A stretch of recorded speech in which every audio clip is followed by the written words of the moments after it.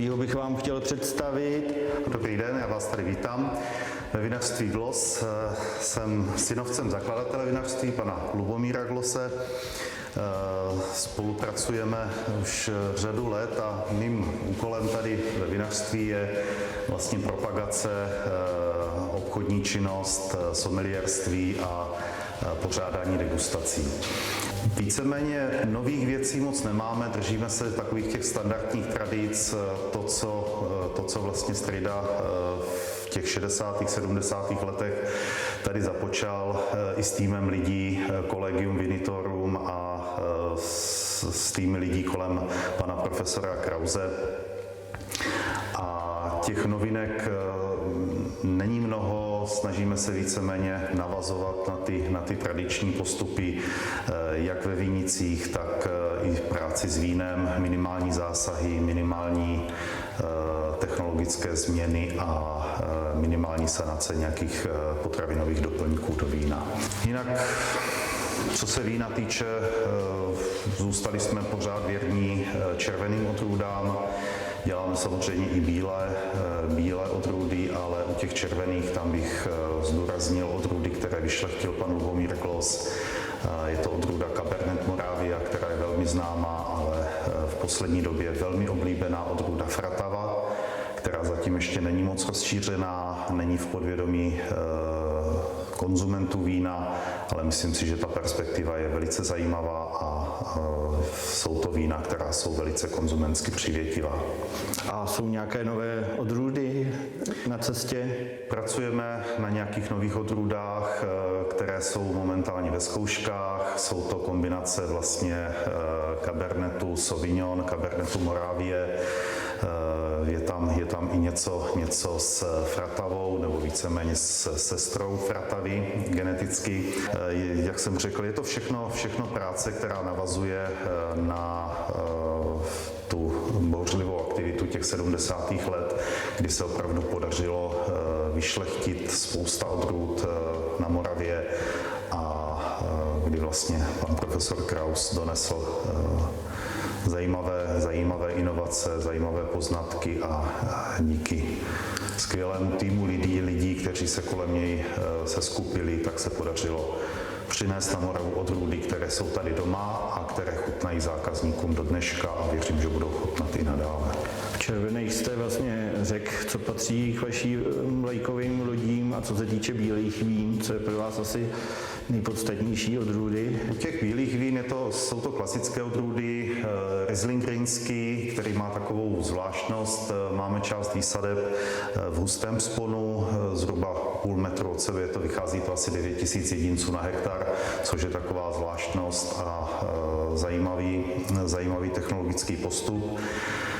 A v klasické bílé odrůdy Sauvignon, Chardonnay, rolandské šedé, některá vína se snažíme, i bílá vína se snažíme dělat v barikových sudech, není to úplně pravidlo, je to záleží vždycky na ročníku, ale vždycky aspoň jednou za 2, za 3 roky se pokusíme udělat nějaké bílé víno, většinou je to Chardonnay, případně rolandské šedé v barikovém sudu.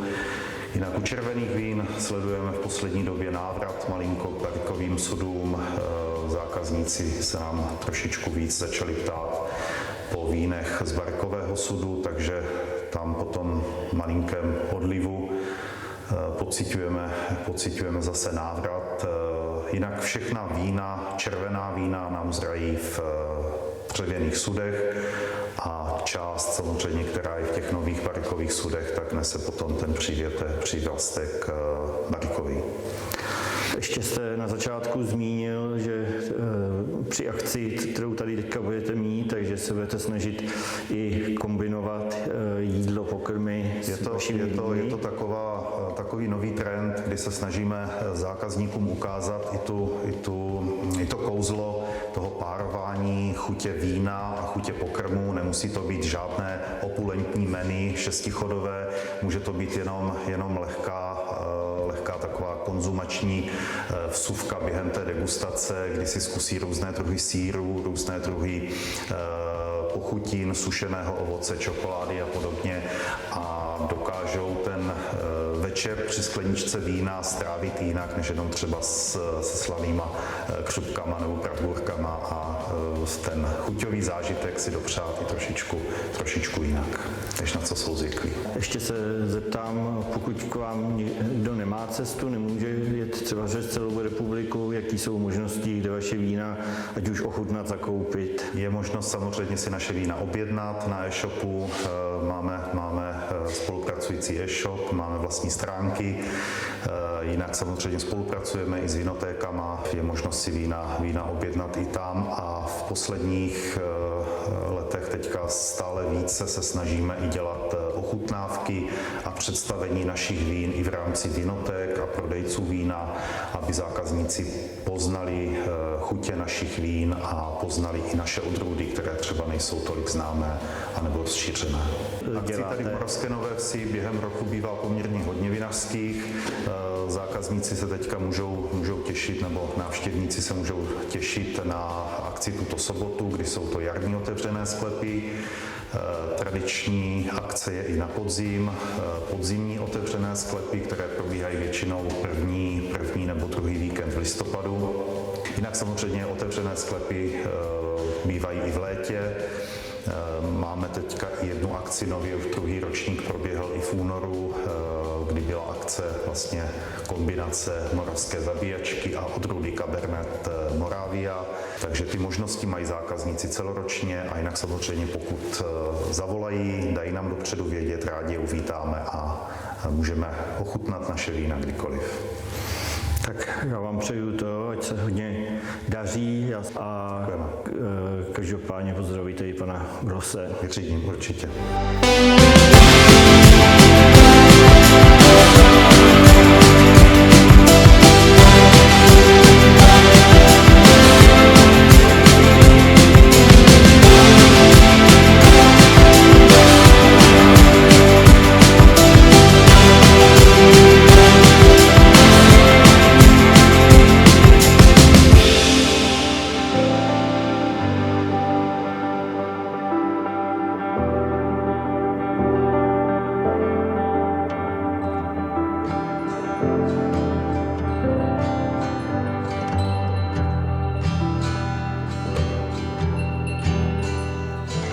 You are calling me down to the river again. I've got doubts in my hair and I wish I could feel your ghost in these winds. You say you're steady,